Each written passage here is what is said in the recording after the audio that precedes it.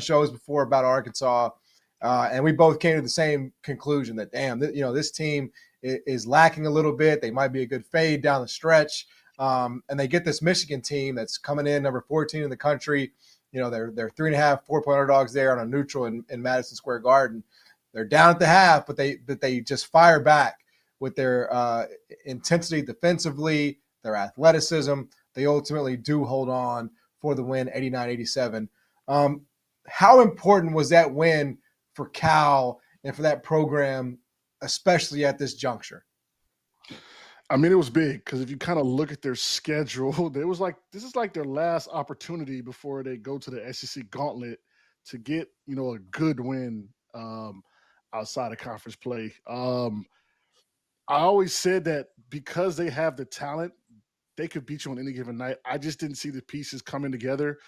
Last night they did. They went on a 12-0 run to start the second half. You really got to see when Boogie Flan and EJ Wagner are operating together in harmony. The arrow has been awesome this year. Their big man position with Adu and Big Z kind of been fluctuating. But you saw last night when Arkansas gets it going, they are a problem. I think after the game, Coach Kyle said, hey, look, we've only had 2 practices with all our bodies. So we're only going to get better. And, Michigan got a little taste of what Arkansas can be. And it's going to be interesting to see if they can improve on this as a young team with a big win or do they kind of falter. Coach Cal's teams of late have not been very good with handling prosperity. Yeah, Matt, I just want to give you a chance to weigh in on that. Yeah, the one guy that just seems like a little bit out of the mix is Nelly Davis. Yeah. And when you watched FAU play the last 2 seasons, there was a lot of guys that struggled last year on that FAU team handling expectations. Nelly Davis wasn't one of them. And we look now at all those guys that made the run to the Final Four, and Dusty's now at Michigan, and obviously they lost to Arkansas last night, but Vlad Golden's doing his thing. I mean, he's a double-double machine at Michigan. Elijah Martin is doing his thing at Florida. And you just see all these guys. And Nelly Davis, Nick Boyd is doing his thing at San Diego State. Nelly Davis is the one guy that you're like, what's missing there? Because when you looked at him, watched him play last year at FAU, he was the one guy that was like, I don't care about these expectations. I don't care that we're coming off the Final Four. He's going to still go out there and do his thing. And he just hasn't been able to fit in yet. I said this on our first show, on maybe in the Hot Take show, on a preview show, whatever it was. Look, for Cal, you look at his record, you look at his resume, he always finds a way to win 25, 26 games. If you take out those pandemic years, he's always going to find a way to win that amount of games. Yep. What's he going to do come March? What happens in the NCAA tournament? And we tend to overreact when they lose some games early. They're a talented team, and talent takes over in some games. I mean, they scored 89 points last night. So talent takes over. It's once you get into the tournament and maybe there has to be an adjustment made. How are you guarding pick and rolls, different things like that? Now let's talk. Like what happens? But you look at pull up his Wikipedia page and how many 30-win seasons, 26-win seasons, 28-win seasons. It's ridiculous because he's always had that talent. It's all going to come down to what does this team do in March? Yeah, I thought just contextually, just the timing of everything, because you look around and you see Mark Pope at Kentucky beating Duke, beating Gonzaga at Gonzaga. Not that what Kentucky does necessarily is going to impact Cal's legacy at this point, but just the timing of it, it felt like Arkansas desperately, John, needed to get one, man. They needed to get a signature win because they had not gotten one to that point.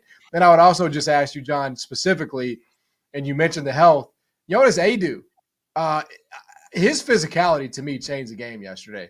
I know he only finished with 11-7, but just sort of if you were watching that game, it was impossible to not notice how good he was on the interior, boxing out of his area, just his physicality. Did you sort of pick that up watching him?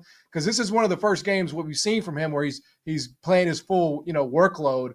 What did you just make of Jonas and his impact on that game last night?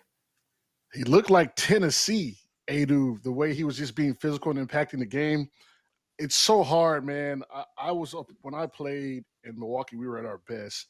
We had a 3 big man rotation, and it was shit. If you're not playing well, we're gonna put Greg Monroe in. If Greg Monroe's not playing, we'll put Miles Plumlee in. And it was just kind of a committee.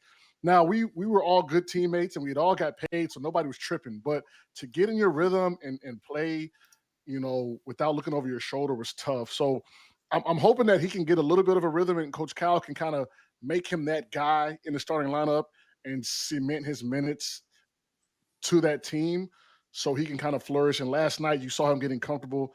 And when you do that, that's what's going to happen when you get a guy like Jonas Say, dude, that's going to play hard. He's not going to be worried about fouling. He's not going to be worried about messing up. He's not going to be worried about sitting on the bench because Big Z's playing better. So I think tonight was a good start. I think he cemented himself maybe as the guy going forward, but we'll see.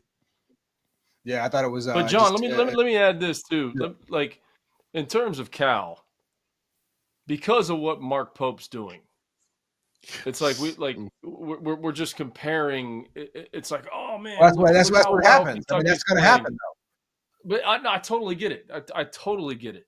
But look what this guy's doing. Cal's going to win 26, 27 games. The guy's in the Naismith Hall of Fame. At the end of the day, it's going to boil down to what happens in March in the NCAA tournament.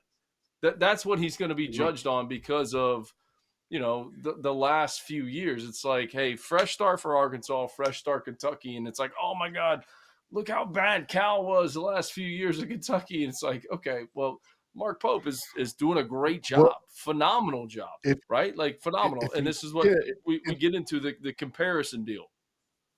And if you see, I mean, if you just look at the energy difference, man, like how Mark Pope's guys like Kurt Kriisa, no doubt, they said he called his coach FaceTime high from surgery. He said how much he loves him.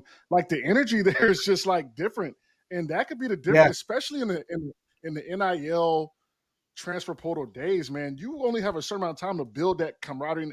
The only way Kentucky goes and beats Gonzaga at their crib is if they are together, and so that is, I think, that's lacking with maybe Cal's squad or Cal's ways. I personally think his offensive kind of philosophy and how he does things is a little outdated. But as you said, Matt, if I'm going to win 26 games a year and it's going to be the postseason, why would I change? Mark Pope has brought a new energy, a new feel, a new style of play in Kentucky, and they're doing great. So definitely, I know Coach Kyle's looking at the huge. But I don't know if you saw this, like Mark Pope at the half of that game. Like he walks in the locker room and he's down 16, whatever it was at the half, and he was calm. Hey guys, this is like the old school coach goes in there and blasts them. What the hell? What the hell's going on? I can't believe this. You guys ain't playing hard enough. And he's like, hey guys, we got to figure this out. We got to play a little bit harder. And like the whole cool, calm, collected mentality of talking to your team at the half instead of overreacting, to me, with Coach Pope, that's the new age, in my opinion, with what these coaches are dealing with. You can't lose your mind. You can't snap. You can't start cursing and yelling at everybody. He walks in there, he's like, hey, we're going to be fine. We got to fix a couple things. They went to that 1-3-1, switch 1-5. All of a sudden, zone to man. Like that was impressive when you watch him. I'm not saying that he's not doing a great job. It's just like everything that Cal's dealing with is what Mark Pope is. It's like Cal's at Arkansas. Let's focus on Arkansas, right? Like it's like, let's see what he does at Arkansas. It's like, oh my gosh, look at Mark Pope and Cal's, he stinks at Arkansas. Well, we don't even know yet, right? It's at the end of the